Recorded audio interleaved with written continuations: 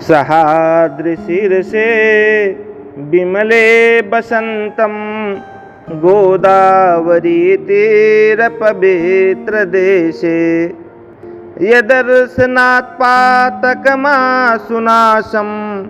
प्रयाति तं त्र्यंबकमीशमीडे।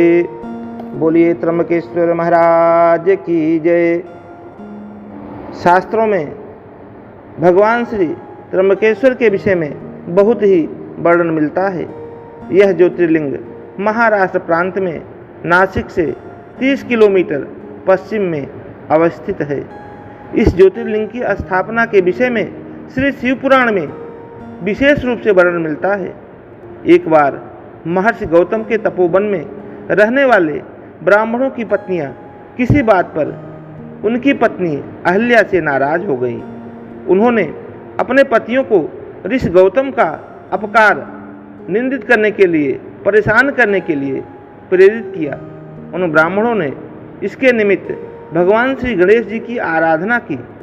उनकी आराधना से प्रसन्न होकर गणेश जी प्रकट हुए और वर मांगने के लिए कहा। तब उन ब्राह्मणों ने कहा, प्रभु यदि आप हम पर प्रसन्न हैं तो किसी प्रकार से ऋषि गौतम को इस आश्रम से बाहर निकाल दें।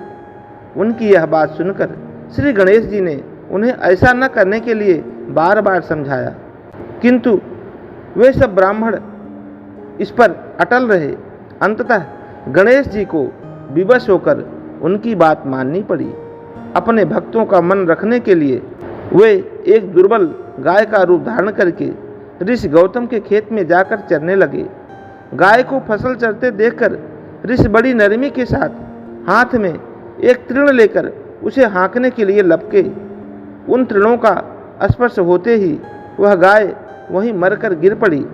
अब तो बड़ा हाहाकार मच गया। सारे ब्राह्मण एकत्र हो गोहत्यारा गोहत्यारा कहकर ऋषि गौतम की भूरि भूर भर्त्सना करने लगे, उन्हें अपमानित करने लगे। ऋषि गौतम इस घटना से बहुत आश्चर्यचकित और दुखी हुए। अब उन सारे ब्राह्मणों ने उनसे कहा कि तुम्हें यह आश्रम छोड़कर अन्यत्र कहीं दूर चले जाना चाहिए। गो हत्यारे के निकट रहने से हमें भी पाप लगेगा। विवश होकर ऋषि गौतम अपनी पत्नी अहिल्या के साथ वहाँ से एक कोस दूर जाकर के रहने लगे, किंतु उन ब्राह्मणों ने वहाँ भी उनका रहना दुर्लभ कर दिया, दूभर कर दिया, परेशान कर दिया। गोहत्या के कारण तुम्हें अब वेद पाठ और यज्ञादि कार्य करने का भी कोई अधिकार नहीं रह गया है। अंततः कातर भाव से ऋषि गौतम ने उन ब्राह्मणों से प्रार्थना की कि आप लोग मेरे प्रायश्चित और उद्धार का कोई उपाय बताएं। तब उन ब्राह्मणों ने कहा, गौतम तुम अपने पाप को सर्वत्र सबको बताते हुए 3 बार पूरी पृथ्वी की परिक्रमा करो, फिर लौटकर यहाँ 1 महीने तक व्रत करो। इसके बाद ब्रह्मगिरि की एक से एक परिक्रमा करके उसके बाद ही तुम्हारी शुद्धि हो सकती है। अथवा यहाँ गंगा जी को लाकर उनके जल से स्नान करके 1 करोड़ पार्थिव शिवलिंगों से श्री शिव जी की आराधना करो। इसके बाद पुनः गंगा जी में स्नान करके इस ब्रह्मगिरि की 11 बार परिक्रमा करो। फिर 100 घड़ों से पवित्र जल से पार्थिव शिवलिंग को स्नान कराने से ही तुम्हारा उद्धार हो सकता है। इतना तो तुम्हें करना ही पड़ेगा। ब्राह्मणों के कथनानुसार महर्षि गौतम वे सारे कृत्य पूरे करके पत्नी के साथ पूर्णतः तल्लीन होकर भगवान श्री शिव जी की आराधना करने लगे। इससे प्रसन्न होकर भगवान श्री शिव जी वहीं प्रकट होकर गौतम जी से वर मांगने को कहा। महर्षि गौतम ने उनसे कहा, भगवान मैं यही चाहता हूँ कि आप मुझे गोहत्या के पाप से मुक्त कर दें। भगवान श्री शिव जी ने कहा, गौतम तुम सदैव और सर्वथा निष्पाप हो। गोहत्या तुम्हें छल पूर्वक लगाई गई थी। छल पूर्वक ऐसा करने वाले तुम्हारे आश्रम में ब्राह्मणों को मैं दंड देना चाहता हूँ। तब गौतम ऋषि ने हाथ जोड़ करके कहा, प्रभु मैं उन्हीं के निमित्त से, उन्हीं के कारण तो आपके दर्शन को प्राप्त कर पाया हूँ।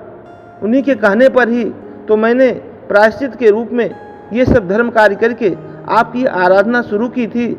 तो अब मैं उनको अपना दुश्मन कैसे मानूं? वे तो हमारे परम हितैषी हैं। ऐसा समझकर आप उन पर क्रोध ना करें प्रभु। बहुत से ऋषियों, मुनियों और देवगणों ने वहाँ एकत्र होकर के गौतम की बात का अनुमोदन करते हुए भगवान श्री शिव जी से सदा वहाँ निवास करने की प्रार्थना की। वे उनकी बात मानकर वहाँ त्र्यंबक ज्योतिर्लिंग के नाम से स्थित हो गए। गौतम जी द्वारा लाई गई गंगा जी भी वहीं पास में गोदावरी नाम से प्रवाहित होने लगी। यह ज्योतिर्लिंग समस्त पुण्यों को प्रदान करने वाला है। भगवान श्री त्र्यंबकेश्वर का जो भी भक्त दर्शन करता है, पूजन करता है, उनके नाम का स्मरण करते हुए उनको याद करता है, बार बार उनका स्मरण करता है, भगवान श्री शंकर उन भक्तों पर अतिशीघ्र प्रसन्न होकर के उनके सारे मनोरथ को पूर्ण कर देते हैं। इसलिए हर व्यक्ति को चाहिए कि वह भगवान श्री शंकर का विशेष करके त्र्यंबकेश्वर में जाकर उनकी पूजा और आराधना करे।